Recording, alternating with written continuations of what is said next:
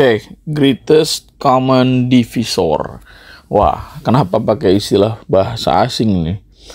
Ya, karena menurut gua inilah yang gampang dimengerti sih, daripada kalau gua harus menuliskan FPB atau faktor persekutuan terbesar. Mungkin kita harus paham dulu apa itu persekutuan gitu kan. Ya, gue sih paham gitu, tapi gue nggak tahu di luar sana apakah sudah paham semua atau memang belum. Makanya gue sedikit memberikan insight tambahan, gimana kalau misalkan kita menggunakan istilah aslinya dalam bahasa Inggris, yaitu greatest common divisor. Ya, greatest itu kan berarti yang paling besar, common itu kan berarti bersama-sama. Ya, divisor itu berarti pembagi bersama yang terbesar gitu. Nah, kita waktu belajar FPB ya pada materi bilangan ya, itu kan kesimpulan akhirnya adalah kita dari faktorisasi prima itu ya mencari angka yang sama dengan pangkat paling kecil gitu ya. Nah, pada aljabar FPB juga kepake loh kan, tapi ada XY-nya atau ada variabelnya, ya sama aja sebenarnya, nggak ada bedanya sama sekali gitu. Bisa kasih contoh? Bisa. Oke, gua kasih contoh. Misalnya tentukan ya FPB atau GCD ya, atau pembagi terbesar ya, FPB atau GCD atau pembagi terbesar dari apa? Dari let's say misalnya 4x kuadrat Y dan 12x Y, misalnya gitu. Nah, kan yang namanya ya divisor atau pembagi, apalagi di sini diikuti kata common, berarti pembagi bersama ya kan. Berarti yang dapat membagi habis 4x kuadrat Y juga sekaligus membagi habis 12xy. Nah, ya. Jadi ingat, konsep FPB atau GCD adalah berperan sebagai pembagi. Nah, kalau yang pada bilangan itu berarti angka terbesar yang dapat membagi habis dua bilangan bulat atau lebih. Ya, kalau pada aljabar ya berarti dia bukan hanya bisa membagi habis ya angkanya atau koefisiennya, tapi juga variabelnya. Gitu. Nah, berarti sama sebenarnya. Kita pada angka ya, pada angkanya kita harus cari faktorisasi primanya. Gitu.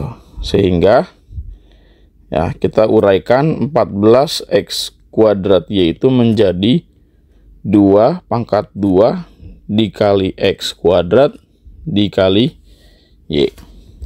Dan ini berarti 12xy adalah 2 kuadrat dikali 3 dikali x dikali Y. Gitu. Nah, berarti ya kita cari angka yang sama dengan apa? Pangkat yang paling kecil. Ya, di sini yang sama hanya 2. 3-nya nggak ada yang sama gitu.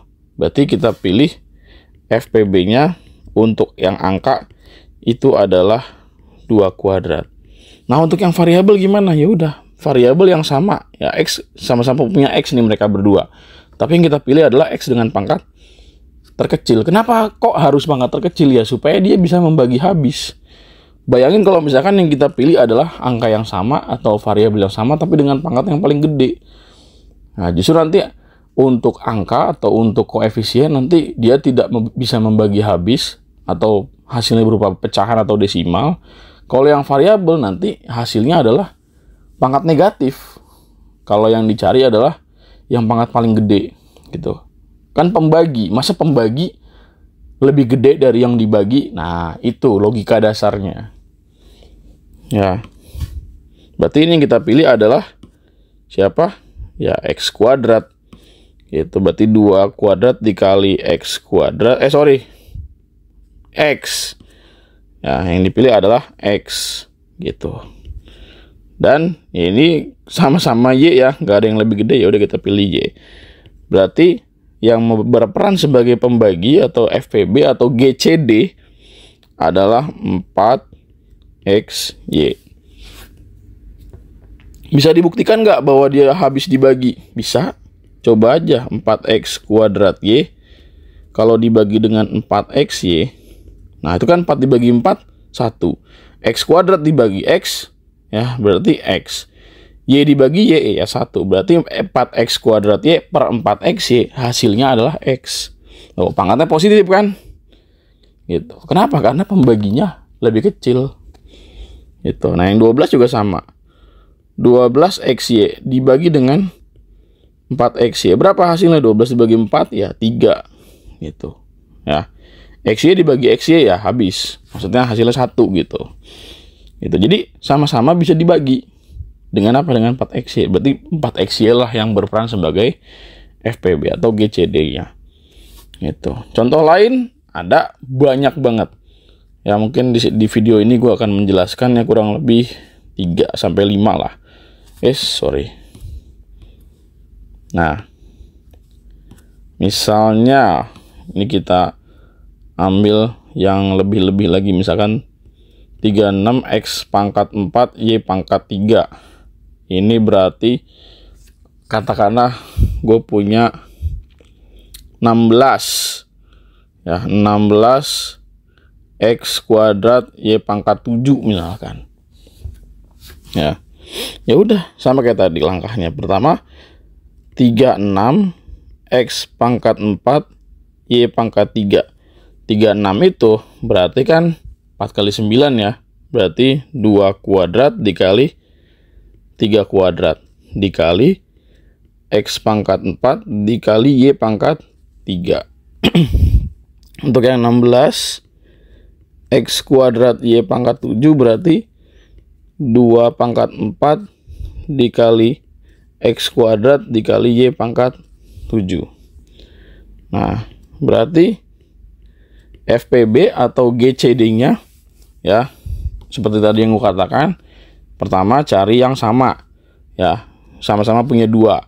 Yang dipilih yang pangkat terkecil, berarti 2 pangkat 2. Untuk 3-nya sama enggak? Enggak. 16 tidak ada 3-nya ya.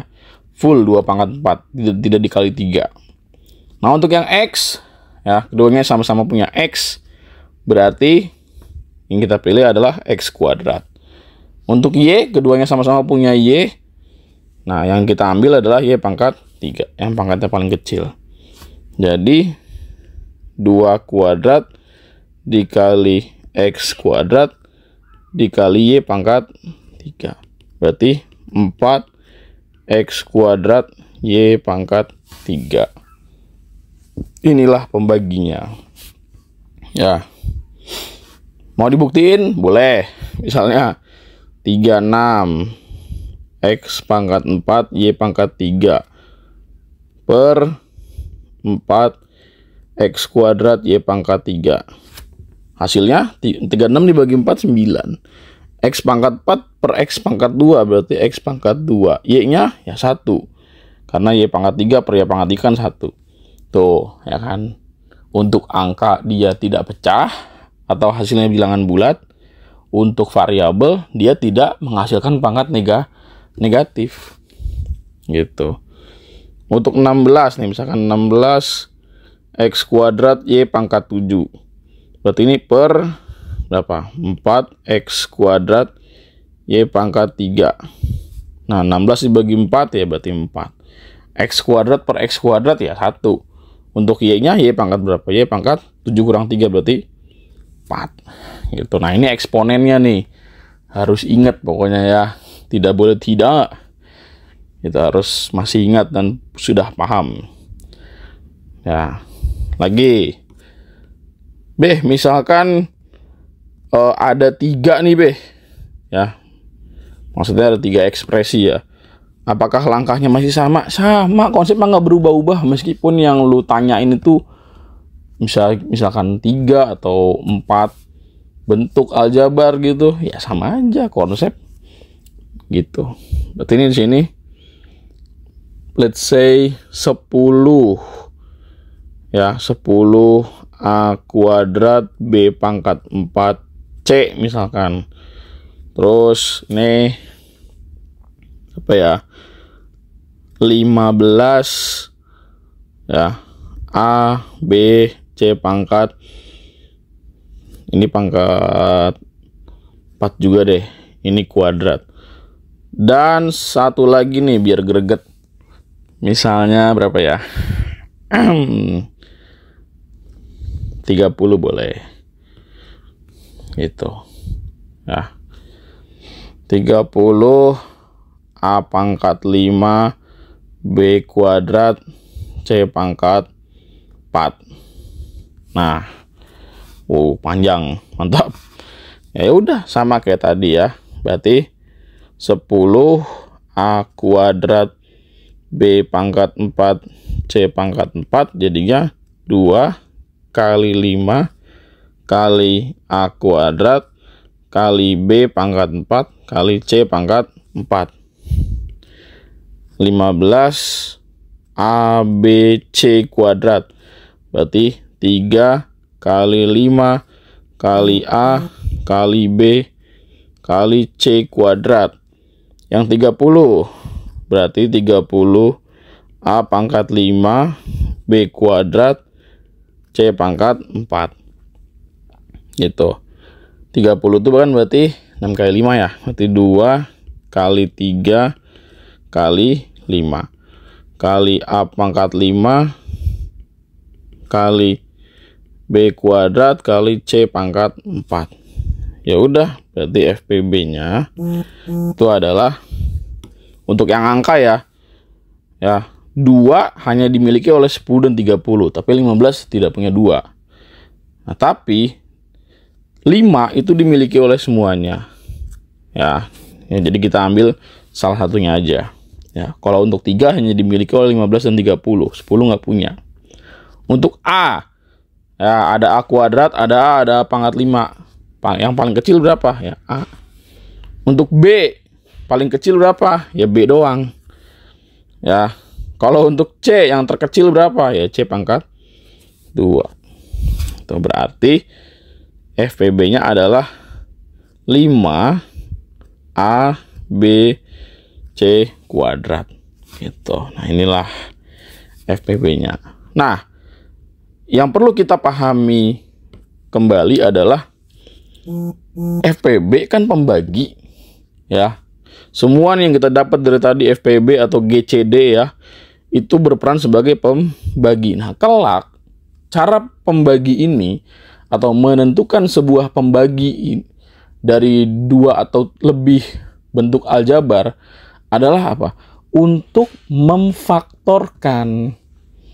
Nah, jadi jangan cuma tahu cara operasinya, tapi nggak tahu bagaimana ini akan digunakan di bab-bab selanjutnya. Nah, jadi penentuan FPB dan GCD ini adalah untuk memfaktorkan bentuk aljabar gitu, sehingga nanti kita tahu siapa yang harusnya berada di luar kurung. Nah, yaitu apa? Yaitu FPB-nya.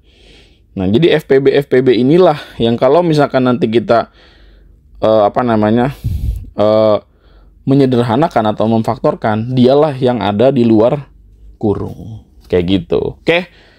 Sampai jumpa di video berikutnya tentang memfaktorkan.